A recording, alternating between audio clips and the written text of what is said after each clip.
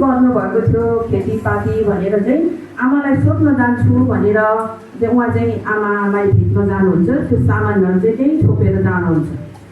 डोकोले नै छोपिराखेर जानुहुन्छ र गएर आमालाई सबै कुरा भन्नुहुन्छ। तर आमासँग चाहिँ अब मन्दुनी शक्ति भएको हुनाले सबै कुरा थाहा पाउँछ र थाहा पाइसकेपछि आमाले नथा पाए जस्तो गरेर त्यस्तो भए यस्तो यस्तो गर्ने भनेर उनीहरूको धेरै लामो वार्तालापपछि चाहिँ आमाले चाहिँ छोरालाई यो खेतीपाती गर्ने कुराको बारेमा सिकाउनुहुन्छ र भन्नुहुन्छ उसले हाम्रो पुर्खाहरूले पनि यसरी गरेर ल्याउनु भएको, अनि यस्तो यस्तो तरिकाले गर्नुपर्छ भनेर सम्पूर्ण कुराहरू सिकाउनुहुन्छ। र सिकाइसकेपछि केही समयको बसाइपछि फेरि आमाले के भन्छ भने अब तिमी जाँदाखेरि त्यो सामान